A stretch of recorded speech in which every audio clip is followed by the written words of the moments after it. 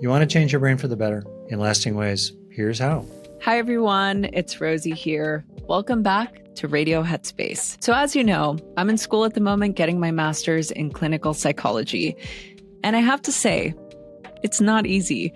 There is so much information coming at me all the time that I don't actually know how I'm supposed to absorb it all. The real question is, how do we learn? How do we change? How do we absorb information in a way that we can actually remember and use it? And that's why I brought on Dr. Rick and his son, Forrest Hanson. Rick is a psychologist, best-selling author, and expert in neuroplasticity. And Forrest, his son, is also an author and the host of the Being Well podcast. Whether you're in school or learning a new skill, I think you'll find this conversation really interesting. For the last couple of years, I've been on this learning journey. I obviously have been teaching meditation and mindfulness for many years. I've been studying it for over 20 years. And so now, many decades later, I decided last year to go back to get my master's in clinical psychology.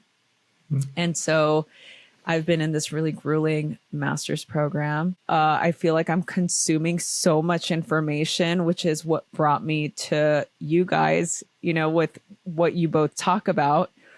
And I'm so overwhelmed and overconsumed with information. I'm like, how do we reconcile it to utilize the things that we're learning and actually put them into practice? Want to take a crack at that, Forrest? Well, I think it's an incredible question, and you've really described kind of the crux of a lot of people's problems these days. So I would almost, do you mind if I actually ask you about it, Rosie? Oh, please, go ahead. Okay, so like what have you found in your experience, like learning about all of this cool stuff that actually helps you learn something? Like what helps you sit with something and feel like you take it from a piece of information that you're hearing or that you're reading on a page and then turn it into something that actually kind of sticks with you? Yeah, that's a really, really great question. What helps me learn has more to do about having a heart connection to it or a more empathetic connection to the experience rather than a term that I can memorize for an exam. And God, please don't test me on it in a week because I probably won't remember the difference between is this causation or correlation or what, like the sort of combining of the two. Does that make sense? Totally. Oh, yeah. You may have heard already this line from a psychoanalyst, a woman in the mid-century. She said, the client does not need a new idea. The client needs a new experience. And that's it. How do we help these ideas or the facts in our life? So you have a nice conversation with someone, you get something done, maybe you realize something about yourself. How do you turn those ideas or facts into experiences? And then what has started fascinating me as a lonely, sad, freaked out 17-year-old, freshman in college was how do you actually turn those experiences into lasting shifts inside? Good change that lasts inside. How do you actually do that? And I kind of learned from the inside out that it's a very somatic process. It's very felt. It's very emotional. You receive it. And then, in my case, many decades later, there's now a growing understanding neurologically through positive neuroplasticity of how that process happens. And relating to your question and the way Forrest put it too, how can we help it happen? I'm jumping out of my chair. I know I'm not supposed to do that on camera, but I want to do it. How do we help it happen, right? That's the deal. That's exciting. Right? Yeah. And what's freaky and true is that even though we're in the change profession, we're in the change business, for 100 years, there's been very little study on the process of change. How does it actually happen? Particularly what's happening inside the client's heart and mind and being and body or the person in general, that promotes good change. There's been a certain amount of study on what are the external factors and forces, like what the therapist says or the setting in which things occur. Yeah, that treats people like passive vessels. They're just suitcases moved along and we try to pack stuff into them. There's been almost no research on what people can do on the inside out like you said, finding a heart connection to the material, or making a narrative out of it, or other kinds of things that Forrest and I've explored in our books and stuff like that. What can we do on the inside out that turns momentary experiences into lasting gold inside? And so that is really what, I just think where the great opportunity is. It's a fact that in 50 years, the average results from psychotherapy for all kinds of things have not improved at all.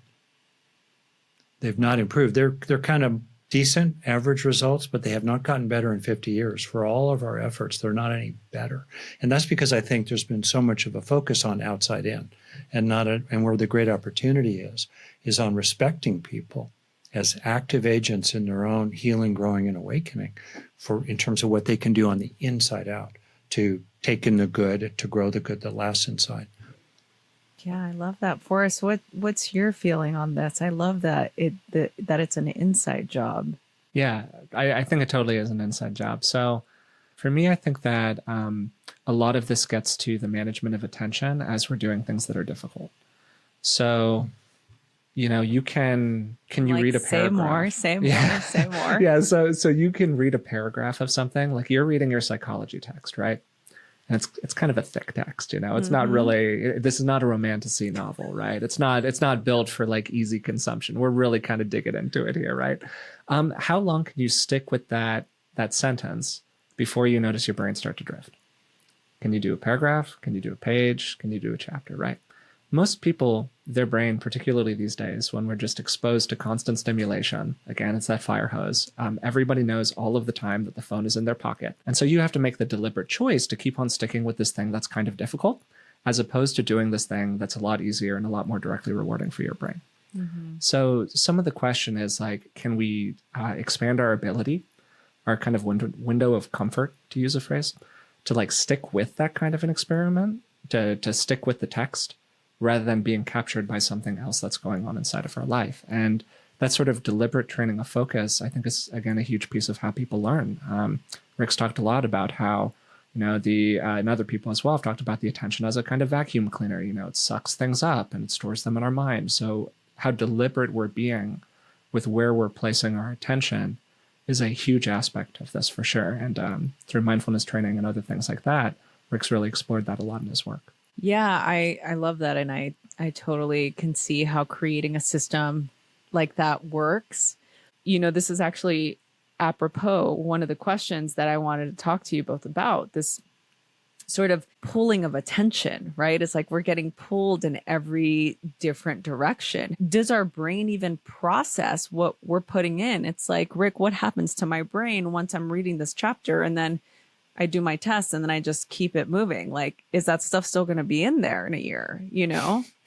He's nodding his head no, just so everybody knows. For me, a key aspect of this is what matters. In other words, if something matters to us, it tends to sink in. And also, do we matter? The actual process, it's fairly easy to learn a new word or idea really quickly. That's cortical regions are very quick at that. Emotional learning, like what it feels like to be you, your mood, growing happiness, growing confidence, healing old wounds. That kind of learning involves much more ancient parts of the brain that started developing maybe 200 plus million years ago. They need more time.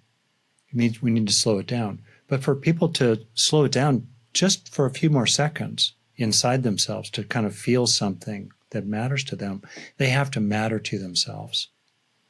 They have to take a stand that their life matters, their inner being matters, that soft, little vulnerable parts inside matter, and they want to help those parts. They want to soothe them, they want to feed them. They want to make up for what was missing or scary when they were young. And so the process actually of helping learning land, learning broadly, not just book learning, but life learning that we really care about. The process of that feels actually quite intimate. You have to be willing to receive. You have to be willing to budge inside and let yourself shift in some ways so that you can establish more what you want to grow inside. so that it sticks with you. And, I have found that process, people do it informally, and like a lot of things, we can get better at some things that we're doing kind of haphazardly and maybe incidentally. And so much of what Forrest and I focus on is the actual how of that. How do you actually do that kind of from the inside out? But at bottom for me, I'm kind of a pissed off hippie. You are I just feel like true. Stick it to the man, and people are way too pushed around, and it's time to grab hold of what you're experiencing and decide for yourself what you want to help sink in, and say bye-bye, to the rest. So to me, that's kind of the piece of the motivation here, alongside all my, psychological training. I love this. Forrest, what do you think? I think that people have a lot of misconceptions about how the brain works, and there's been a huge rise in psychology-related content. Like, obviously, we're a piece of that, the last decade or so, and it's incredible. It's incredible that this stuff is out here, and at the same time, what's happened is that all of this language has entered the public space, like words like neuroplasticity. Yes. Are just kind of out there in the field, Well, let's define neuroplasticity for people that are listening. Do you want to do this, Dad? You're going to give a better technical definition. Oh, just very briefly, plasticity is the capacity of anything to change, and so we have physical neurons in a nervous system, and neuroplasticity is simply its capacity to change, in particular by the information passing through it, particularly our experiences, passing patterns of neural activation leave lasting traces behind. That's neuroplasticity, for better or worse. And positive neuroplasticity is about trying to help good changes occur in who you are becoming, particularly grounded in lasting changes in your own nervous system. Thank you. Well, here's the cool thing is that I feel like I've learned something today. And now that we've had this conversation, how can I apply this to my journey as I navigate this this grueling master's program? I'll leave it to you, Forrest, who has a partner who has only recently been navigating a grueling master's program. Was just in a grueling master's program. So there are kind of two different sides of this. Rick's work and to some extent my work is pretty focused on the more internal learning psycho-emotional skills aspect of this, and is less focused just pragmatically in terms of what we talk about like learning factual material that you're going to be tested on or some of that kind of thing. So, but to maybe make this real, master's programs are a slog. It's a long slog. So that naturally makes you feel a certain kind of way about it, right? Mm-hmm. So yeah, okay. We see the feeling in the to a certain extent. So it makes you feel a certain way about it. So, and that's real. This is not about rose-colored glasses. It's not about denying reality, but what's also true. And then you start bringing in what's also true. And what's also true is that you're reading something and you go, this is really interesting. What's also true is that you're working on a program that you feel kind of emotional connection to. You have an interaction with your partner that goes a little bit differently because of some skill that you learned during your whatever class in psychology, and I think that a big part of this for people is about holding the what's also true as we go through this stuff, because it's so easy for us to be consumed by the kind of day-to-day grind of it all and to just get very lost in that. And it also takes us away from any kind of long-term planning. You need to have a real long time horizon here to be okay with a graduate program, right? You are deferring gratification for a long time. And I think that, again, that kind of moment to moment, whether it's through the HEAL practice or just a basic kind of mindfulness driven recognition of like, wow, nice cup of coffee. Wow, sun was shining. Whatever. Not denying the stuff that's bad, but just kind of taking in the stuff that's authentically enjoyable in the course of our life. It's so resourcing. And like really what we're talking about is how can you resource yourself so you can do more hard things. And a graduate program is a hard thing. So I guess that's how I would kind of think about it. How does that land for you? Yeah, it lands. Thank you so much for acknowledging all of that truth Yeah, like it's hard. Life's hard. Yeah, it is. And I think that it does. It's always nice to have that reflected back. And I think even people that might be listening to this that are on their own journey or maybe have a desire to continue to learn or look, I'm 41. Like I just went back to school the beginning of last year. So I've been in it for a year already. And it's gonna take me, like you said, I'm gonna be here for a while. It's the new norm. And all I keep going back to is what Rick was saying, that breath, like just really just being in it. And Forrest, what you're saying too about, in a way, it is what it is right now. And this is my new norm. So enjoying those little moments are my respite and just settling into the fact that, yeah, every day I have to do homework. Every day I'm reading. Every day I'm doing little bits of work in the midst of having a full-time job and a career and side projects and writing another book and, doing all the things that I'm doing. It's still very important to me ultimately. And it doesn't matter how long it takes. So for the people that are listening to this and they want to hear more, they want to learn more, where can they go? Being Well podcast, baby. So the podcast is called Being Well. You can find it wherever you get your podcasts. We're also on YouTube under my name. That's Forrest Hanson. You can find Rick at rickhanson.com. He has 37 books and 358 languages. No, it's not. It's like 7 books or merely 7 books or something. 7 books, 33 languages. 30, okay, great.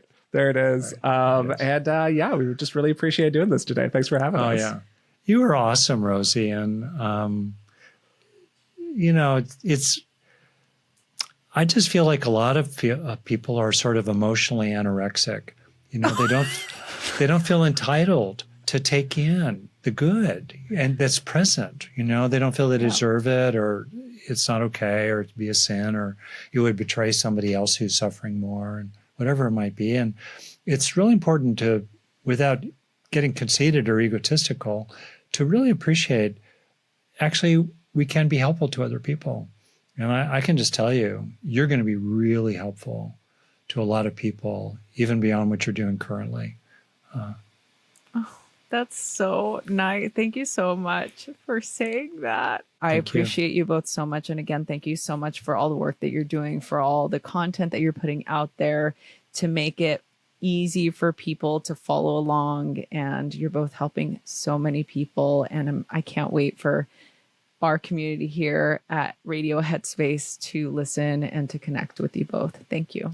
You're welcome. And Headspace is awesome. I mean, I've seen it develop over the years, actually from the very start, and the motivation behind the key founder and everything. And it's fantastic. So I'm a super fan of Headspace, and you can quote me.